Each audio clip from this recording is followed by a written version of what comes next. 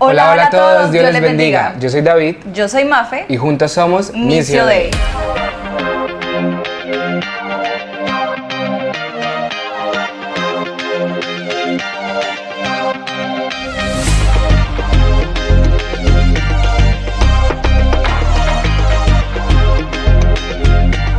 Missio Dei Podcast nace de nuestro deseo, guiado por Dios, de compartir el Evangelio a nuestra generación de una forma relevante y accesible. No obstante, Missio Dei no representa a ninguna organización en específico y su único objetivo es expandir el mensaje del reino de Dios a todo aquel que tenga bien escucharnos, en especial a los jóvenes y adolescentes. Bueno, muchas gracias por estar en esta nueva oportunidad con nosotros, en esta tarde de domingo o lunes, viernes, jueves, cuando sea que ustedes estén viendo este episodio. Días, tarde o noches. Y queremos decirles que decidimos tomarnos unos días de no subir episodios porque estábamos organizando esta segunda serie que se titula Todos mis días y queríamos pues darle un mejor sentido a ello. Entonces, bueno, esperemos que este tiempo que nos tomamos haya sido bueno para nosotros y también para ustedes. Como ya lo dijimos, esta serie se titula Todos mis días y la base bíblica de esta serie está en Salmos 31:15, que en la versión Reina Valera 1960 o 1960 dice: en tu mano están mis tiempos, líbrame de la mano de mis enemigos y de mis perseguidores. Si bien este versículo refiere enemigos y perseguidores en un contexto más humano, por lo menos el rey David en ese momento estaba siendo asediado, si bien se refiere a gente humana obviamente, nosotros quisimos darle un nuevo contexto a esos perseguidores y a esos enemigos. Estos mismos son la ansiedad, la depresión, el estrés y unos derivados que vienen de ellos. O sea, ahí sí, como dicen, eres tu propio enemigo. Pues, exactamente, son cosas que nosotros batallamos a diario con ellas y por lo tanto para este primer episodio nos enfocaremos en dos sentimientos que pueden convertirse en estados mentales. Esta descripción o esta definición es importante que la entendamos. Estos sentimientos se pueden volver estados mentales y un estado mental es algo en lo que tú vives recurrentemente y por lo tanto llevarte a una profunda depresión. Ellos son melancolía y desmotivación.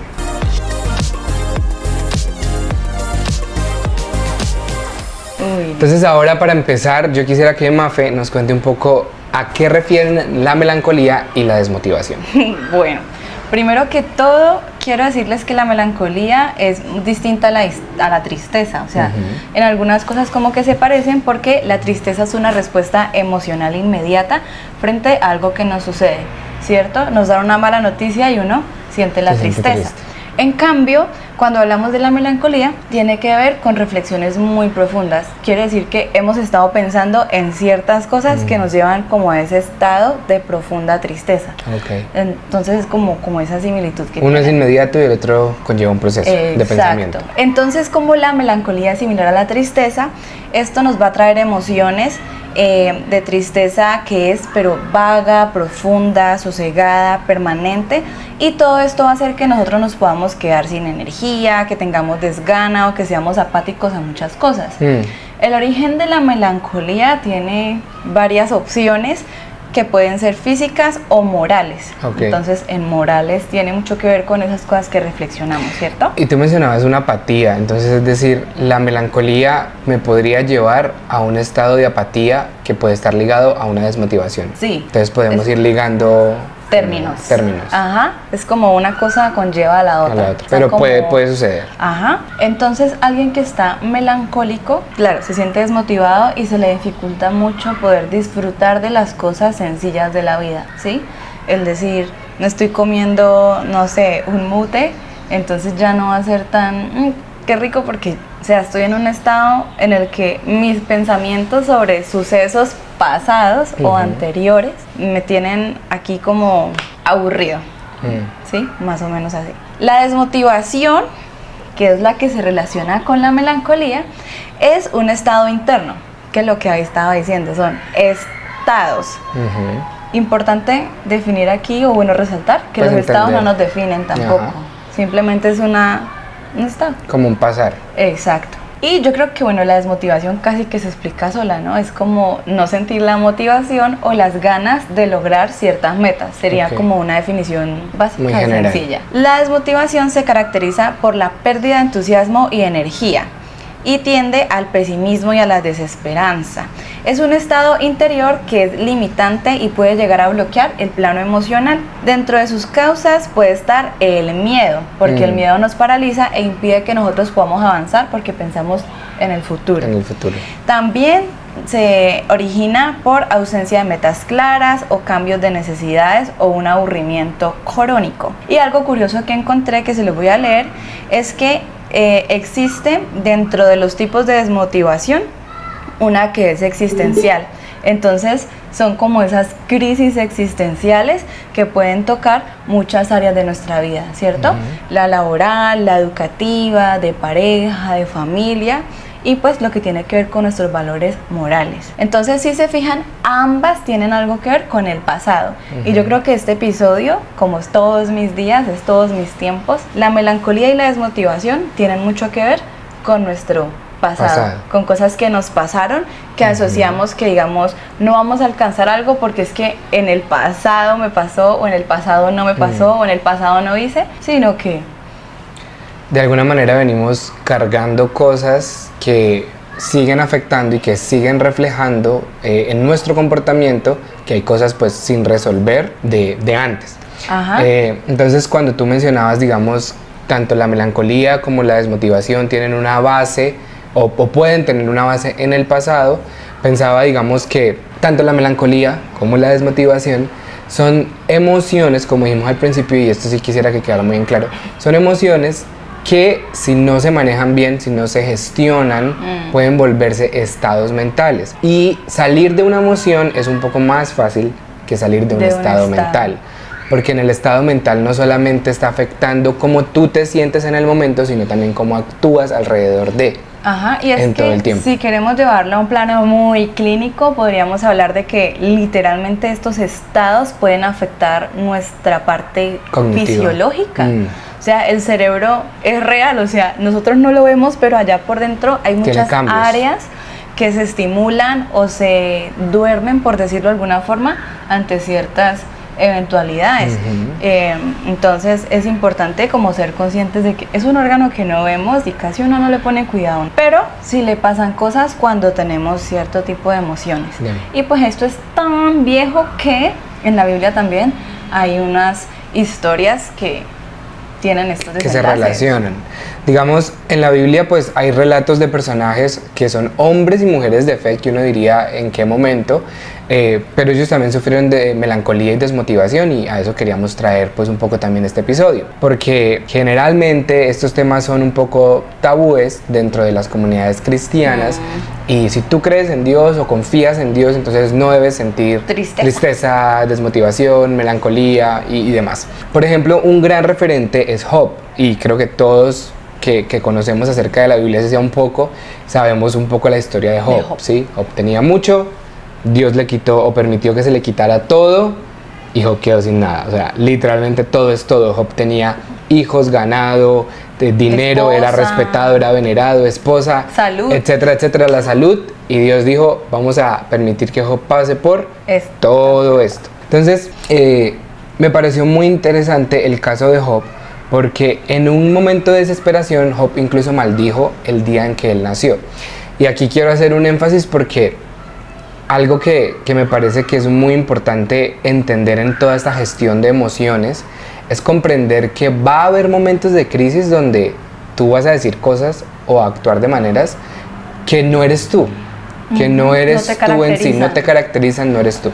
Porque esta persona que habló en el capítulo 3 de Job, que literalmente se llama como el primer discurso de Job, Job maldice el día en que nació, pero Job maldice el día en que nació desde una circunstancia, más no desde el estado, no su esencia, de la esencia y el ser de Job.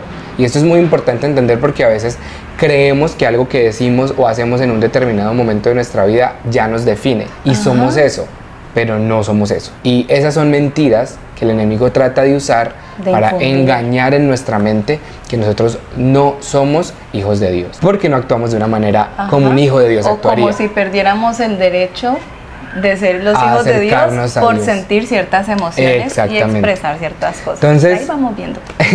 Entonces, en el capítulo 3 de este libro, Job hace exclamaciones como en el versículo 11, digamos, ¿por qué no morí al nacer? o en el 20 al 21 dice: ay, ¿por qué dar luz y vida a quienes yacen en aflicción y amargura, que suspiran por la muerte y no llega? Es decir, que buscan la muerte y no llega. Y luego sigue diciendo que buscan la muerte como otros buscan alimento o dinero. En el 23 dice: ¿por qué dejar que nazca un hombre si Dios lo ha de encerrar en una vida de incertidumbre y frustración? Desde este punto donde uno está aquí tranquilo, sentadito en la sala de la casa, uno lee esto y uno dice como: uy, ¿este man qué?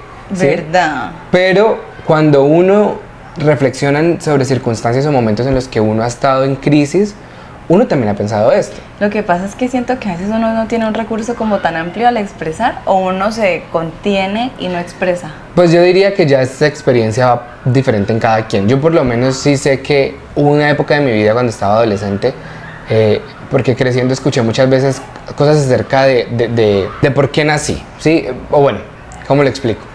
Creciendo muchas veces me cuestionaba yo el por qué había nacido, ¿sí? Ok. Porque en mi familia pasaban muchas cosas. Y yo me acuerdo que uno de los comentarios que yo escuchaba era que yo había generado un problema en mi familia. Aquí abriéndome un poquito para ustedes. Y mucho tiempo yo le reproché a Dios porque entonces me permitió nacer. ¿Por si qué yo había nacido, y no para qué? Eso, claro. Entonces yo le preguntaba mucho a Dios, sí, ¿por qué? Y hasta inclusive le preguntaba para qué. Pero algo que pasa con preguntar, no me quiero desviar mucho del tema, pero algo que pasa con preguntar por qué y para qué, es que a veces uno pregunta para qué, pero no está dispuesto a escuchar la respuesta. O sea, tú preguntas sí, ¿para qué? Pero cuando Dios te empieza a dar la respuesta sobre para qué, si no nos gusta o no se acomoda o nos da miedo, porque por mucho tiempo a mí me dio miedo escuchar para qué Dios me había creado. Entonces, si yo no estoy dispuesto a oír esa respuesta, pues no me va a hacer nada igual hacer la pregunta. Entonces, bueno, volviendo al tema de Job, me parece muy interesante porque uno también ha pasado por crisis y momentos de estrés, de depresión, de ansiedad, donde uno también le reclama a Dios, o sea, ¿por qué esto? ¿Por qué aquello? ¿Para qué? Y estas expresiones de Job, inclusive aquí, muestran más allá de solo desmotivación, un estado de frustración, de tremenda tristeza y de amargura, ¿sí? No es solamente estar desmotivado, sino que realmente hay... vuelve a la bola de cosas que surgen a raíz de algo. De algo, exacto. Entonces, hay tristeza, hay amargura, y estas emociones podrían llevar a Job a sufrir de una gran depresión, que para cualquier humano sería difícil de controlar, ¿verdad? Porque las expresiones iniciales que da Job allí son unos indicios de que él ya no le tiene sentido a la vida. O sea, él ya quería. Exacto, o sea, él ya no le encuentra sentido a vivir, él ya no le encuentra sentido a existir. Entonces ya uno empieza, si uno lo ve desde la parte clínica, uno empieza a ver indicios por sus palabras de que él tiene un conflicto con su propio ser acerca de su propia vida. Y me llama muchísimo la atención que siendo el primer discurso de Job, empieza potente, o sea, de entrada empieza como... De entrada, me quiero morir. ¿Para qué vine aquí? Yo me quiero morir, punto final. Y por los siguientes 4 discursos de Job, él sigue hablando acerca de un cuestionamiento profundo sobre su creencia en Dios y lo que Dios ha hecho en su vida. De hecho, en el segundo discurso, Job proclama: porque el Señor me ha derribado con sus flechas, en lo profundo de mi corazón ha clavado sus dardos venenosos. Todos los terrores de Dios militan contra mí. Voy a hacer un paréntesis aquí porque es que ahora que estoy escuchándote leerlo, me parece muy importante destacar algo de Job, y era que para él su prioridad, a pesar de que perdió todo, era Dios. O sea, uno se da cuenta en sus palabras que realmente Dios era muy importante para él. Por eso, de cierta manera, su reproche era contra claro, él. está sentido, está como, oye, o sea, ¿qué rayos? Sí, o sea, tú me permitiste nacer, vivir todo esto, y de la nada permites que se me arrebate todo. Obviamente ahí hay unas palabras que es como confuso de que usted me quitó y qué tal. Pero es él en su humanidad expresándose, y eso me parece muy bello de Job. De hecho, me adelanto un poco, pero yo más adelante estaba leyendo y me parece hasta poético la forma en la que Job habla, ¿sí? ¿Por qué? Porque él no se limita de alguna manera, y yo no te estoy invitando a ti, querido misioner, a que estalles contra Dios con todas las palabras que te ocurran, pero sí a Dios le gusta escuchar lo que sentimos y cómo lo sentimos. A Dios no le interesa. Hay unas canciones que me gustan mucho que se llaman como Broken Prayers, porque hablan acerca de unas oraciones rotas. ¿Qué son estas oraciones rotas? Oraciones como la de Job, en la que él no tenía palabras muy lindas para decirle a Dios, ¿sí? Y como dice Mafe, él estaba de alguna manera reprochándole a Dios, no desde una posición de... No es de te odio. Exacto, sino como de qué rayos está pasando. No, te amo, pero no entiendo qué pasa. Ajá, ¿por qué me dejaste vivir esto? Entonces, eso me parece muy, muy interesante. Y entonces, en definitiva, Job está estallando o dejando salir todo lo que él considera es la verdad, lo que él en su pensamiento cree que Dios ha hecho contra él. No obstante, desde el sexto discurso, Job empieza a reconocer que Dios está con él y que aún del polvo se levantará. Es decir, Job empieza a luchar con sus propios pensamientos frente a sus amigos y les expresa que tengan misericordia de él con sus palabras. En varias ocasiones él le dice: ¿por qué me tratan así? O sea, escúchenme, déjenme hablar y decir lo que siento. Sin embargo, me parece interesante, más adelante, ya hacia el final, en el soliloquio de Job. Un soliloquio, para los que no saben, es como una parte de una obra literaria o de un diario en el que tú escribes solamente para ti, es decir, no le estás dando ese discurso a nadie, sino es como un discurso interno, por eso soliloquio. Y en los capítulos 29 y 31, del 29 al 31, Job expresa en secreto todo lo que él siente, por escrito. Él deja salir todo ese dolor de una forma más, como dije, hasta poética, porque él no arremete contra Dios con arrogancia en sus palabras, sino más bien formula lo que yo llamaría un caso con hechos ante Dios, ¿sí? Él le pone a Dios sobre la mesa todo lo que él vivió, todo lo que él hizo, todo lo que Dios le había permitido, como decía Mafe. Y aunque ahí también Job estaba acongojado, triste, dolido, roto, amargado, está dispuesto a hablar con Dios, cosa que él no hacía en su primer discurso. Ajá. Y eso me parece muy bello, porque pasa todo un proceso de un montón de discursos para que Job pueda llegar a un día donde él le dice al Señor: quiero hablar contigo. O sea, como que tú mira, ¿por qué esto? ¿Por qué aquello? ¿Por qué lo siguiente? Es como ¿Para si qué? En el momento en el que pasa eso, o sea, uno se pone en esa situación, tal vez no similar, pero sí en cosas que uno ha vivido, y uno dice, la emoción está aquí. Al pico. En ese momento, muchas veces la reacción es como, no lo quiero ni ver, no quiero ni respirar su aire. O sea, como, espérese, yo proceso este pico. Ajá. Y mientras voy bajando, ya se van resolviendo otras cosas, que también tiene que ver pues con las etapas de que negación, aceptación y todo eso. Pues, o sea, me gusta el libro porque clínicamente muestra mucho el proceso. Ajá.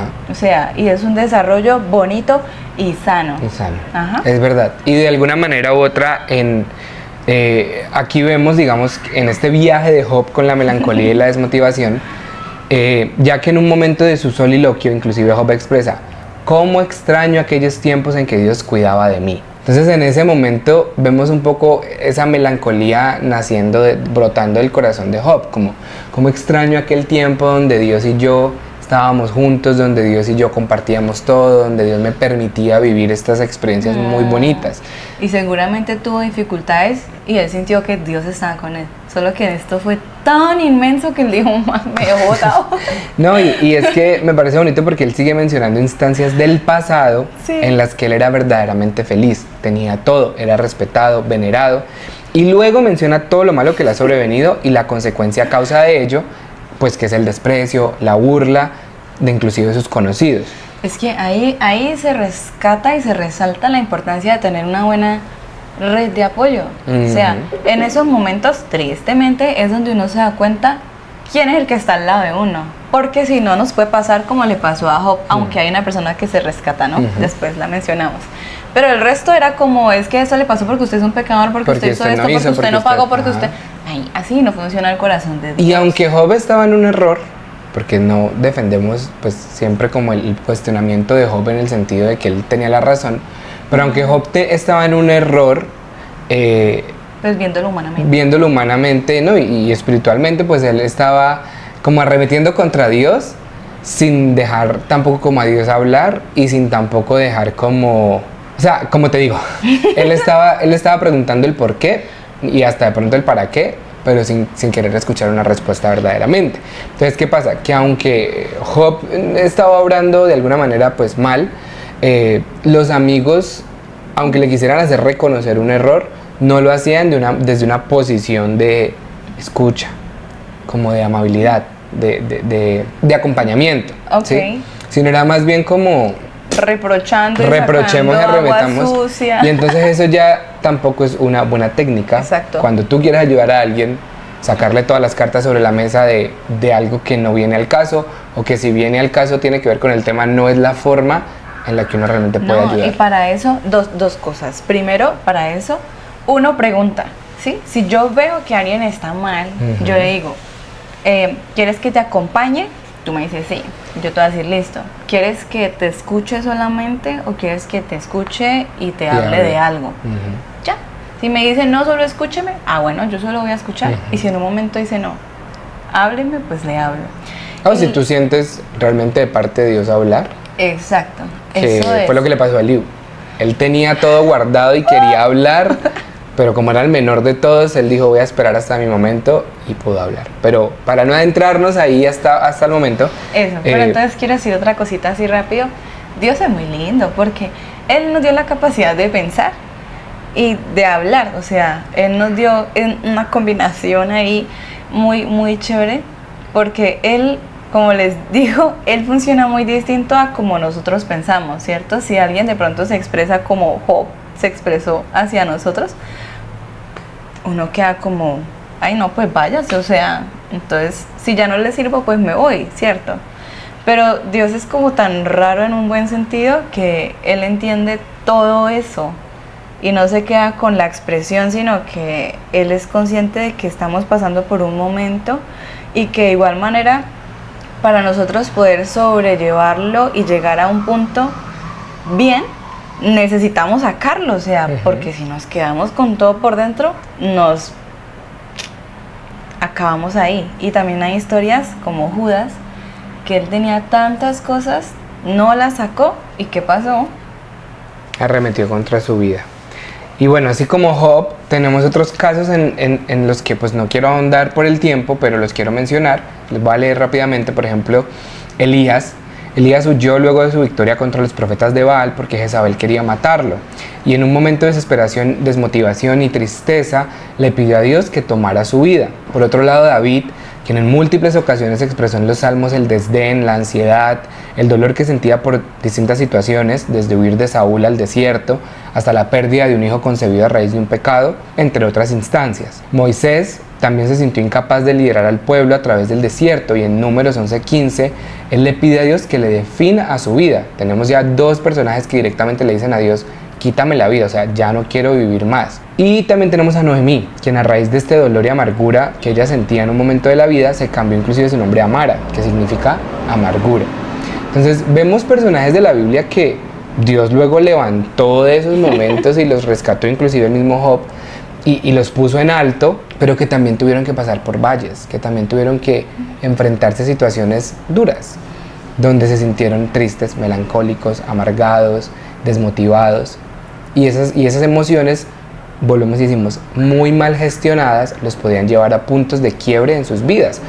Fácilmente Elías y Moisés, en vez de decirle a Dios quítame la vida, se hubieran matado. Exacto. Como hizo Judas. ¿Sí? Pero como había de raíz una confianza en Dios, y es que eso es algo que yo me gusta mucho hablarlo, porque para mí, no sé, como que en la vida cristiana siempre ha sido un tabú como quién es fiel a Dios y quién no es fiel a Dios. Uno asemeja quién es fiel a Dios, la persona perfecta que levita y que no comete errores y que nunca ha tenido nada, una crisis mental. Y no, realmente la fidelidad a Dios, si uno la quisiera medir, se podría medir en cuántas veces una persona ha pasado por un desierto, por un valle, por una crisis, por una caída y se ha vuelto a levantar de mano de Dios en el nombre de Jesús. Entonces me parece muy bonito esto porque es verdad, o sea, no es solamente confío en Dios y entonces nada malo me va a pasar, o confío en Dios y no voy a tener crisis, no. Confío en Dios y aún en medio de mi crisis, cuando tal vez mi confianza está muy débil, esa raíz que yo ya sembré de confianza en Dios es la que me va a sacar a flote luego. Sí. Entonces me parece muy, muy, muy interesante como pensar en estos personajes. Ay, sí, como dice la canción, de las cenizas, la literal, esperanza vendrá. Así es. Y bueno, así como por mencionar a otro, porque ya David mencionó mucho, está pues Jeremías, el lloroncito, que por ahí le dicen así. Y es que claro, es súper entendible todas las emociones, los cuestionamientos, las reflexiones que cualquier persona, sea de por allá de la antigüedad de la Biblia o que ahorita en la actualidad, se puedan hacer, ¿cierto? Porque son momentos tan oscuros, tan densos, tan grises, que a veces uno no entiende ni qué es lo que está pasando. Entonces exteriorizar ese dolor, esa preocupación, el miedo, me parece demasiado sano. Entonces, así como toda esta gente que hemos leído, seguramente tú que estás allá viéndonos y escuchándonos, también has pasado por algún momento, por algún valle, por algún desierto, en el que te preguntas, ¿yo para qué nací? ¿Cierto? ¿Cómo voy a salir de esto? Ya no veo opciones. Así es. Entonces, la melancolía y la desmotivación, recuerden que nos cortan la visión y hace que todo, literalmente todo parezca inalcanzable o imposible. Pero, y nuevamente rescato la idea de que es importante entender que nuestro valor, nuestra felicidad, nuestra existencia dependen literalmente 500% de Dios, ¿cierto? Entonces también voy a citar aquí a David, porque en el Salmo, no a este David, sino al otro David. En el Salmo 39:7, David dijo: entonces, Señor, mi única esperanza está en ti. Y también quiero que pensemos en que muchas veces cantamos cosas que no dimensionamos, porque nosotros decimos, si te tengo a ti, lo tengo todo. O sea, se me puede ir el trabajo, se me puede quemar la casa, se me puede ir la salud, puedo estar pasando por una crisis de salud mental súper dura, y en ninguna de esas se nos debería olvidar que Jesús está con nosotros. Y que si lo tenemos a Él, es tenerlo todo, porque humanamente Dios dijo, vamos a tener aflicciones, pero confiad que yo he vencido al mundo. Exacto. Entonces, quiero hacerle una pregunta, ya que hoy está tan abierto, vamos a preguntarle algo. ¿Tú recuerdas algún momento de tu vida en el que hayas tenido un episodio o un estado de melancolía y o desmotivación? Obviamente sí. Yo he aprendido en estos años, básicamente toda mi vida, pero desde que me independicé de mi casa, por así decirlo, hace como 5 años, yo he aprendido que uno debe contar las maravillas que Dios ha hecho con uno, ¿sí? Y hacer esto, pues, a veces implica ser vulnerable ante algunas personas, situaciones, instancias y demás. Entonces, sincerándome un poco aquí, pues yo, David Cristancho, por mucho tiempo yo luché con muchos sentimientos de depresión y de ansiedad. Yo sufrí de muchos episodios ansiosos o depresivos, que se llaman, y aún en este tiempo estoy aprendiendo a no vivir con la culpa que esos estados mentales traen. Yo por eso les mencionaba anteriormente que es muy importante para lograr vencer todo esto, el ser intencionales en recordarle a nuestro cerebro, a nuestro ser, que nada de lo que nosotros vivimos en ese tiempo o hicimos o fuimos, somos. Nada de eso es nuestra esencia. Entonces, puede ser importante eso que le está diciendo, porque es la forma en la que nosotros nos hablamos. Es muy diferente decir yo soy ansioso depresivo a decir yo tuve o yo pasé o sentí. Yo fui. Ansiedad o cuando estás viviendo un momento de ansiedad y depresión, es diferente decir mi ansiedad, mi depresión, mi tristeza, a decir la ansiedad, la depresión, la tristeza que estoy sintiendo en este momento. Es muy diferente a apropiarse. Entonces yo de verdad de corazón los invito a que no se apropien de nada de eso, porque entre más ustedes se apropien de ello, más se va a sentar en sus vidas.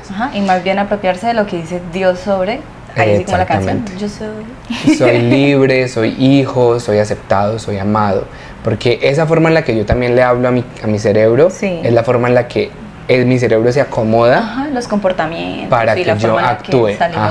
Entonces, para contarles muy rápidamente como un episodio, una época de mi vida, de hecho hace poco grabé un video sobre ello en mi cuenta de TikTok. Durante mi primer semestre de la universidad en Estados Unidos, yo pasé por un momento de mucha melancolía, desmotivación y que me llevó a un estado mental de depresión. Realmente lo que a mí me sacaba de la cama eran mis clases. La responsabilidad. Porque siempre pues me gustó mucho como estudiar. De hecho, en ese tiempo fue como una de las mecanismos que me ayudó como a no quedarme ahí, porque fácil me quedaba en mi clase, perdía el semestre y se acabó, ¿sí? Me quedaba en mi cuarto. Pero no, gracias a Dios identifiqué que eso me ayudaba a salir un poco de esa rutina de depresión, porque es que es hasta eso, la depresión se te vuelve una rutina. Entonces, pues melancolía porque vivía en un lugar lejos de todo mundo, ya no conocía a nadie, estaba nuevo. Un domingo me despedí de mi iglesia donde crecí y el miércoles estaba en el monte más monte de Carolina del Norte en Estados Unidos donde no conocía absolutamente a nadie. Melancolía porque yo veía fotos de mis amigos y era como, ay. Sí, o sea, todas las cosas de atrás como que... Exactamente, entonces ya venía yo, entonces ¿qué pasó? Desde entrada, ya yo, lo que se llama fe, venía reflexionando en la tristeza que sentía de no estar con mi gente. Entonces ya ahí empezó un sentimiento de melancolía. Y de la desmotivación, como te dije, venía de allí, entonces venía como ligada a como esa melancolía, entonces eso hacía que yo no me esforzara mucho en socializar, no me esforzara mucho en salir más allá en conocer, en explorar, porque aunque todo era nuevo y me parecía como genial, yo me acuerdo que mi primer pensamiento cuando yo llegué al aeropuerto de Asheville, en Carolina del Norte, y yo salí del aeropuerto, fue como, ¿por qué estoy aquí? Como, ¿en qué me metí? O sea, me invadió como un sentimiento como de miedo y como que dije, uy, ¿yo en qué me metí? O sea... Y la vulnerabilidad, porque es que, ¿cuántos años tenías? No, yo acabo de cumplir 20 años. Ahí yo viví todo ese semestre así, fue muy duro, fue muy estresante. Yo recuerdo que en ese momento corté muchas relaciones, inclusive con Mafe, como que dije, ya no más, cortemos esta relación. Hasta con mi mamá, un día salí como de pelea con mi mamá porque yo le decía que ella no me entendía. Y mamá me decía como yo sí entiendo unas cosas, no entiendo otras, pero por favor como que hablemos, pero yo me cerré, o sea, totalmente me cerré, le dejé hablar a mucha gente aquí en Colombia, ¡pum! Miren, no pierdas tu idea, miren cómo es la melancolía, que es como si fuera agarrando cabos y los va jalando, porque esas reacciones son apáticas. Él dijo, yo me limité a casi que no hacer vínculos sociales. Ajá. ¿Por qué? Porque en su melancolía y en su reflexión, los vínculos que tenía acá eran irreemplazables. Exacto. Prácticamente. Entonces él dice como no, pues si eso no lo tengo, pues no lo tengo y ya. Lo único que él hacía era lo que lo motivaba, que ahí sí creo que desmotivación me dio bien. Porque era lo único que lo hacía ser funcional, Ajá. ¿cierto? Que era el estudio. Responder. Exacto. Sí, y entonces básicamente, pues como dice Mafe, sí hubo una apatía muy grande también contra la gente con la que yo estaba allí, pero también fue raro porque fue como una doble melancolía, o una doble apatía más bien, porque también con la gente que estaba acá, era como no los tengo, no los quiero perder, pero no los tengo aquí, entonces pero tampoco les hablo. Pero entonces quiero, sí, o sea, realmente ahí ya volví a entrar a un estado mental, ya no era una emoción, ya no era como, ay, la melancolía de ay, o sea, mis ya amigos, no era como los la quiero. tristeza. Ya no era eso, sino que ya había entrado en un estado mental, donde ya era como, o sea, ya ni pa' qué. El punto es que eso me llevó a una época de mi vida donde yo le cuestionaba muchas cosas a Dios, un poco como Job, obviamente pues yo me estaba perdiendo como mucho realmente a comparación de Job, pero yo soy una persona que yo casi no tiendo a juzgar como las emociones de la gente cuando está viviendo ciertas cosas, porque yo entiendo que lo que para mí es un mar, para una persona que ya ha pasado por muchas cosas va a ser como un laguito, pero lo que para mí es un laguito, para otro que viene atrás con menos situaciones o con menos experiencia va a ser un mar. Entonces sí, todo eso va en el crecimiento de la persona. El punto es que yo estaba un poco así como Job, casi que reclamándole a Dios todos los días. Y hubo un día, a mí la música siempre me ha ayudado muchísimo. Hubo un día en el que estaba haciendo mis tareas y sonó una canción que se llama Ten Fe Corazón. Y sonó así de la nada en mi computador, pues yo estaba escuchando música en YouTube y de la nada se saltó esa canción, nunca la había escuchado.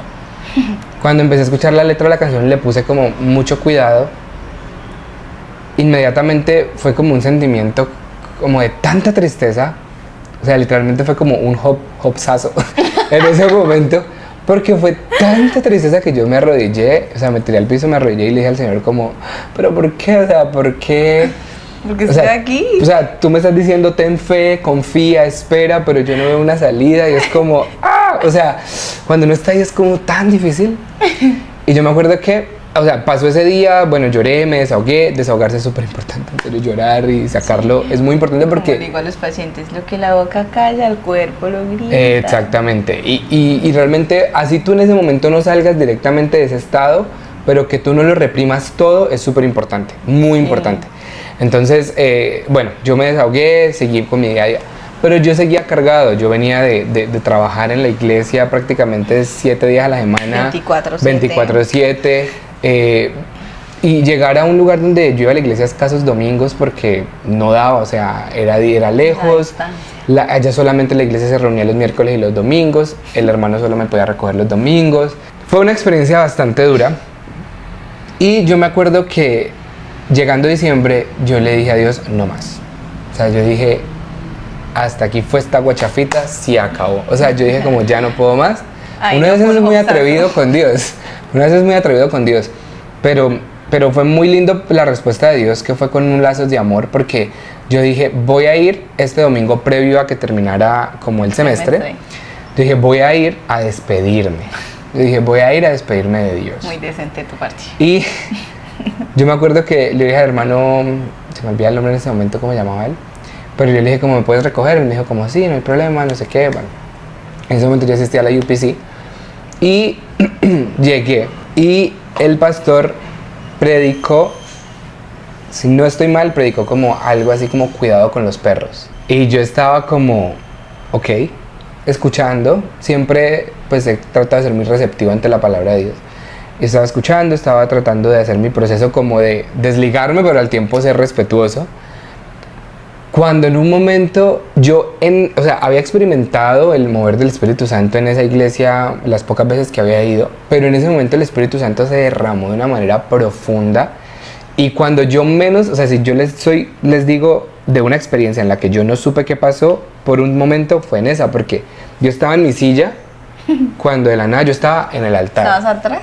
No estaba tan atrás, estaba en una silla. Igual no era muy amplio el templo, entonces si tengo un video les pongo aquí una foto. Pero no era muy amplio, entonces yo estaba sentado como en un ladito, era un templo así como larguito, como horizontal. Y yo estaba sentado como en la tercera fila de acá. De la nada terminé postrada en el altar. Yo estaba llorando, yo estaba como, Señor, o sea, ya en ese momento me pasó como Job, ya yo estaba dispuesto a hablar con Dios. Porque antes yo estaba muy cerrado, era como... apático. No quiero nada, o sea, te estoy diciendo, pero no me hables. Y... como hiciste con todos, básicamente. Algo así. Y en ese momento yo me arrodillé y me acuerdo que yo no tenía muchas fuerzas y todavía se me eriza un poquito la piel porque yo no tenía fuerzas. Y vi como la esposa del pastor se acercó a mí y como con 3 hermanos de oración me levantaron las manos y empezaron a interceder por mi vida. Y de la nada, o sea, eran 4 y cuando yo volví a abrir los ojos había como 10 alrededor mío. Y estaba el pastor y estaban otros hermanos y era, o sea, fue una experiencia tan bonita porque ellos alzaron literalmente como cuando Moisés estaba que ya no daba más. O sea, alzaron mis manos y empezaron a orar por fuerza, por capacidad mental. O sea, me parecieron unas oraciones tan reales. Que poco se hacen, porque estamos acostumbrados en el almuerzo, Señor, gracias por estos alimentos. ¿Cómo es que dices? Bendice las manos que tú... Yo tengo como un recito ahí para...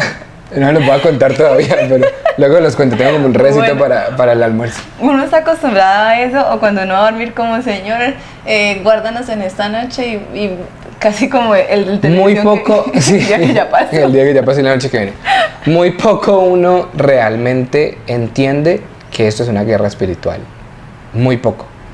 Y muy poco uno se lanza a pelear contra las tinieblas. Con lo real. Con lo real. Y sin mistificar, si esa es la palabra, como sin querer hacer de esto algo muy místico ni algo muy raro. Realmente, misioners, queridos, amados, esta guerra es espiritual. Y la Biblia lo dice, no es contra sangre ni carne. Mi guerra no es contra mi esposa cuando estoy frustrado y me descargo con ella o con mi familia. Mi guerra es la de ella, la mía, la de ustedes, es contra huestes de maldad que habitan en el aire. Potestades. Y cuando uno entiende esto, las cosas empiezan a cambiar. Ajá. Y bueno, para cerrar un poco la historia, ahí me levantó Dios y me reconcilié con el Señor. Luego les contaré otras veces, pero me reconcilié con el Señor por primera vez. y el Señor me permitió empezar a vivir un proceso diferente, luego llegué a otra iglesia, pues que era latina, pues me sentía más acogido, más en casa, porque también la cultura, las raíces, todo el cambio cultural es súper importante también reconocerlo.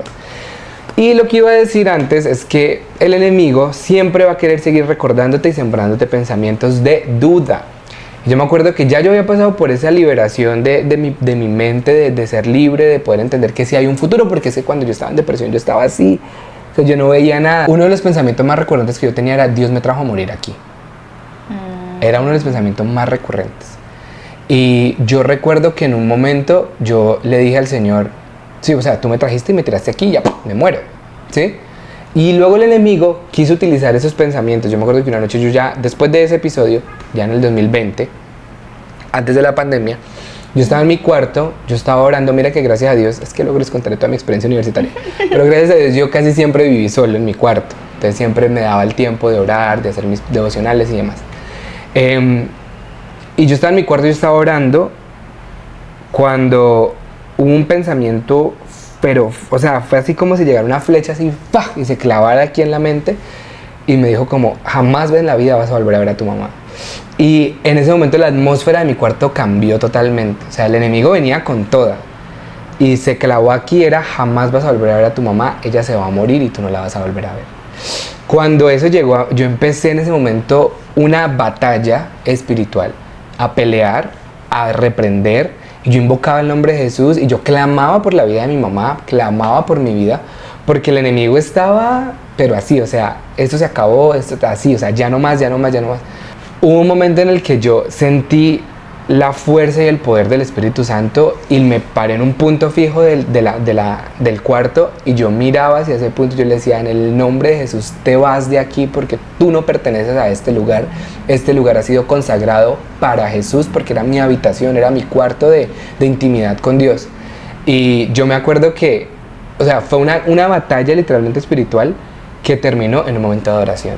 Yo sentí después de eso como, nuevamente como, una liberación como de todos esos pensamientos, y dije: ok, adoré a Dios, llamé a mi mamá, hablé con ella, y de ahí en adelante, bueno, he experimentado muchos de esos momentos, ya luego como digo les contaremos más, pero sí, o sea, para contarte básicamente, responder la pregunta, sí lo viví, sí lo experimenté. ¿Cómo salí de allí?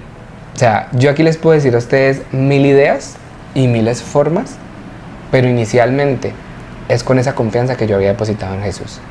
Es con esa raíz de confianza que yo había permitido que brotara en mí, ¿sí? Ese pedacito de confianza que no se había muerto cuando yo llegué a ese altar allá débil y derrotado, entre comillas. Ese pedacito de confianza fue la que Dios usó para avivar nuevamente la llama y que yo volviera a nacer. Es que ahí sí, como la canción: si tuvieras fe como un granito de mostaza. Muy chiquitito. Esa es suficiente para uno poder sobrevivir, por decirlo de cierta forma, a muchas cosas, ¿sí? Ese es como el fundamento o la pieza clave, la pieza principal para uno poder salir de muchos de esos estados, ¿cierto? Porque obviamente, humanamente, hay muchas técnicas, hay muchas cosas que mucha gente logra sobrellevar esos estados, pero no verdaderamente ser libres. Ajá. Exacto. Y entonces ya cuando pasamos el plano espiritual, por así decirlo, uno debe ser muy intencional para no volver a caer en esos estados, ¿sí? Sí. Y yo sé de primera mano que es difícil, porque en el mundo hay mucho estrés, hay mucho afán, hay mucho cansancio físico y mental, y en ocasiones es más sencillo en un momento de estrés o de cansancio rendirse ante esos sentimientos que pelear contra ellos nuevamente. Entonces, vuelvo y les digo, esta batalla es real, y quiero leerles lo que escribí cuando estaba pensando en esto. Esta batalla es real y se pelea no solo con la fe, sino con la intencionalidad del caso, huyendo de escenarios que puedan promover estos sentimientos de ansiedad y depresión, o de melancolía y de desmotivación. Yo tengo un ejemplo muy claro cuando tuve mi primer episodio de depresión profunda. Un patrón que yo tenía en mi vida cuando estaba en eso era dormir hasta mediodía. Si yo podía cachar una clase o me cancelaban la clase o cualquier cosa, yo aprovechaba y me quedaba dormido. O sea, mi estado mental era descansar, o sea, era dormir. Entonces, cuando ya yo pasé por todos esos episodios, yo empecé un proceso interno donde yo tenía que reconocer y ser intencional de que ya yo no podía darle a mi cuerpo ese gustico de dormir hasta mediodía muy seguido. O sea, no es como que tampoco voy a satanizar el hecho de que tú estés cansado y el sábado duermas hasta mediodía y lo quieres hacer porque estás muy cansado, pero que sea la excepción y no la regla, ¿sí? Entonces, lo que quiero decir con eso es que yo empecé a identificar patrones que yo tenía cuando estaba en esos momentos y tuve que empezar a batallar contra ellos. Entonces, si yo podía salir a trotar en mis tiempos libres, o si podía aprender un nuevo arte, o podía adelantar trabajos de la universidad, o podía cualquier otra cosa que yo pudiera hacer, lo intentaba hacer, ¿sí? Obviamente, en este viaje que uno vive con estas emociones o estas enfermedades mentales, va a haber días así, súper ¡guau! Que lo logré. todo. Y va a haber otros días donde tú te propones 6 cosas y haces media, ¿sí? Y con mucho esfuerzo, pero eso está bien. El todo es no rendirse. Entonces, quería como mencionar eso para darte pie a lo que tú quieres mencionar. Es que me surgen más cosas en la mente. Porque primero algo que estaba pensando es que muchos patrones o muchos hábitos que se generan a raíz de esos estados mentales no solamente afectan directamente, como uno lo espera, pues la mente, ¿cierto? Sino que también va teniendo repercusiones en nuestro cuerpo. El estar tanto tiempo en la cama sin ningún tipo de actividad va afectando el flujo sanguíneo. Entonces, bueno, eso ahí para adelante ustedes pueden investigar en internet. Hay muchas cosas que empiezan a cambiar. Nuestro mismo ciclo circadiano, o sea, como así sale el sol, me tengo que levantar. O sea, muchas cosas que van afectando y al final lo único que van a hacer es empeorar el estado mental, porque entonces te baja el flujo sanguíneo, te da mareo cuando te pones de pie, entonces prefieres quedarte acostado y vuelve, o sea, un ciclo vicioso, ¿cierto? Entonces eso por ese lado. ¿Quieres decir algo? ¿O? No, sino que quiero que nos menciones como de pronto qué estrategias tú identificaste que nos puedan ayudar contra la melancolía, pues ya tomándolo en un plan un poco más práctico. Bueno, pero antes de eso sí quiero recalcar en algo, pues porque a veces vivimos con personas que están en procesos de eso, ¿sí? Digamos, David está aquí bien, pero obvio, él todavía no es como que ya vuela y todo super full bien. No, igual en el caso contrario, yo también tengo mis rayaduras que en otro momento les contaré porque no se relacionan mucho con esto. Pero el acompañar a alguien en un proceso de esos, créanme que requiere mucho amor y mucha paciencia y el fruto del espíritu en persona, porque uno, o sea, voy a hacer un ejemplo así cortico. Yo, digamos, me considero como una morning person, ¿sí? David, no, o sea, él puede trasnochar todo lo que ustedes quieran, pero a mí me cuesta mucho. Entonces, digamos, yo entiendo que a él le cuesta levantarse, o sea, a las 8 sonó la alarma, a las 8 me paré. En vacaciones. En vacaciones. La rutina normal me levanto a las 5. Exacto. Pero entonces yo no soy capaz de quedarme en la cama. O sea, me cuesta mucho. Y a veces yo como que quisiera ir, levántate por favor, pero digo yo, a ver, todo es un proceso, seguramente en el futuro, quién sabe, David se levanta a las 5 de la mañana a ir a correr, yo no sé, pero en este momento no, ¿sí? Y entonces también desde la parte mía, que puede ser tú también el que esté acompañando a alguien, o sea, de verdad, respira profundo, recuerda el amor, recuerda la paz, la paciencia y deja que él o ella viva su proceso. Y eso es súper importante para las personas que comparten vida, es decir, casados, porque eso también les ayuda a ustedes a entender que ni ella es mi mamá, ni yo soy el papá de ella. Ni somos el hijo del otro. Somos compañeros de vida, por ende somos un equipo que nos estamos ayudando. Obviamente hay momentos donde Mafe sí me dice como, oye ya, levántate o ven, vamos a hacer algo porque... O al menos abre los ojos y quédate ahí, pero reacciona. Exacto. Entonces, o hay momentos donde es al contrario, entonces no con eso, pero sí con otras cosas, que hay que hacer consciente a la otra persona de algunas otras cosas. Entonces, eso es como para entender que somos un equipo y que nos estamos apoyando, que estamos creciendo juntos, pero no que ella tenga que entonces salir brava ya porque no me levanté, o a gritar, o a regañar, o a levantarle, o a cantaleta, colchón, porque sí. De eso no se trata, compañeros. Ajá, entonces volviendo a las herramientas y a todas las cosas que digo yo que pues Dios fue quien dio la sabiduría para que todo eso existiera. Entonces les voy a mencionar algunas de esas herramientas o medios profesionales que existen para tratar la melancolía y la desmotivación, obviamente con base bíblica porque Dios todo ya lo tenía listo. Para la melancolía tenemos hacer ejercicio físico y podemos leer en 1 Corintios 3:16 que dice: ¿no saben ustedes que son templo de Dios y que el Espíritu de Dios habita en ustedes? Entonces lo que ya hablábamos.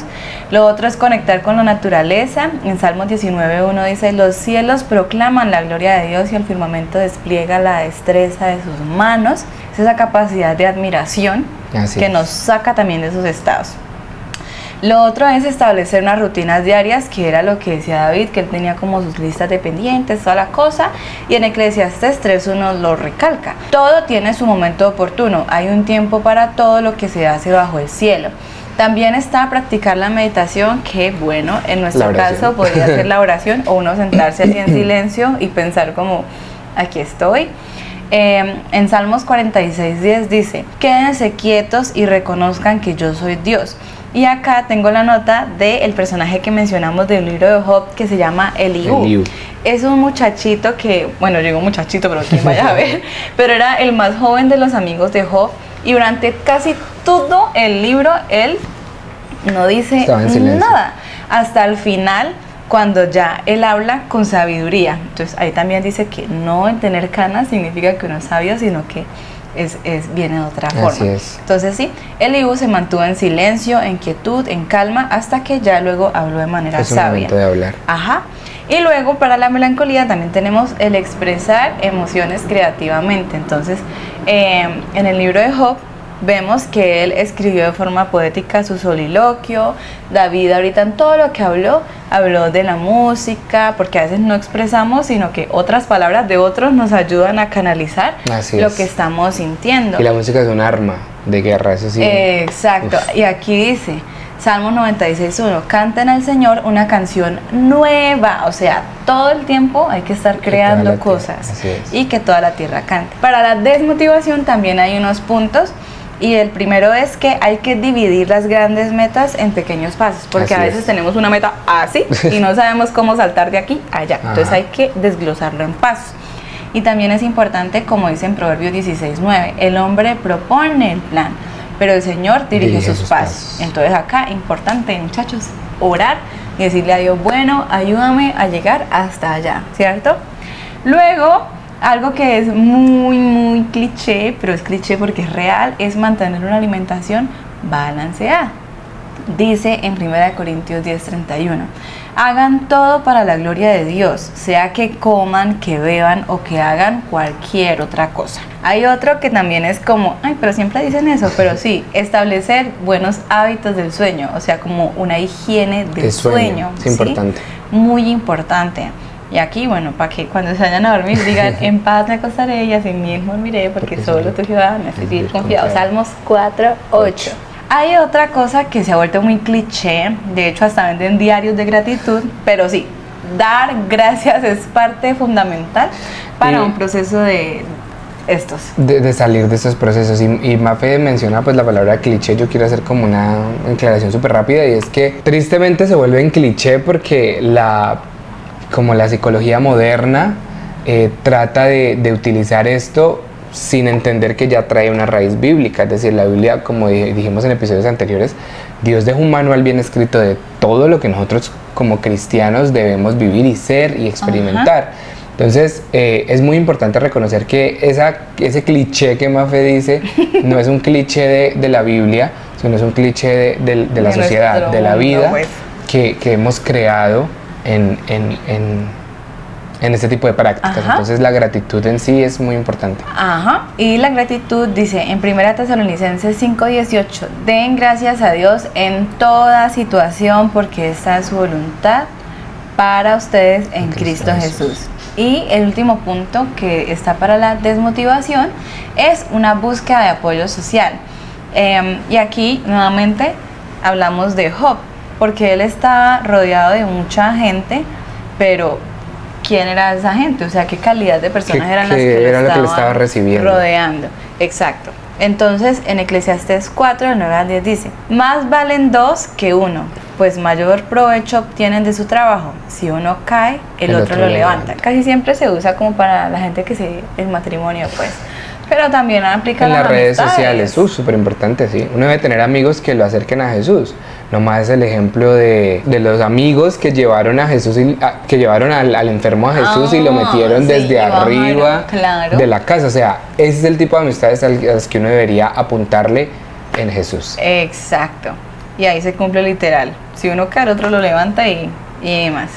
Y también, para finalizar, quiero rescatar unos versos que encontré que me gustaron y que siento que aplican como para este tema.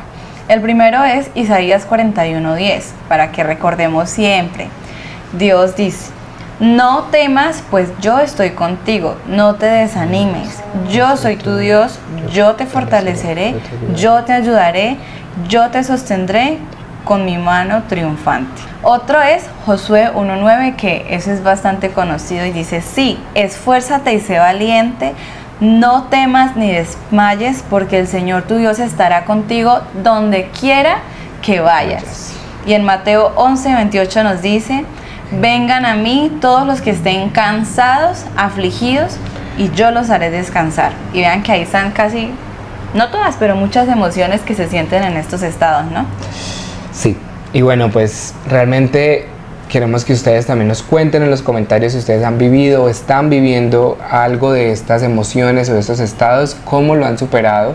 Y bueno, queremos hacer una red de oración también por ustedes, porque sabemos que en este día y en esta era es bastante complejo, como lo dije, a veces salir de esos estados por la misma presión y por el mismo rush del día a día, esa agitación en la que vivimos. Entonces, cuéntenos y compartan este episodio con alguien que ustedes crean que necesita este mensaje de esperanza. Así para es. salir de la melancolía, de la desmotivación, porque hay muchas cosas en el mundo, como dice David, que nos llevan a estos estados. La comparación es brutal ahorita, entonces es importante siempre estar centrados en Enfocados. lo que nosotros somos.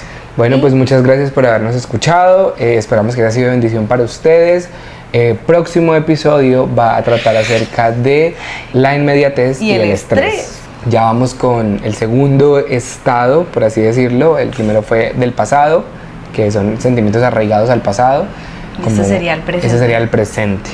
Y bueno, entonces, nada, les dejamos para cerrar nuevamente el versículo lema, Salmos 31:15, que dice: en tu mano están mis tiempos, líbrame de la mano aquí sería: líbrame de la mano de la melancolía y la desmotivación.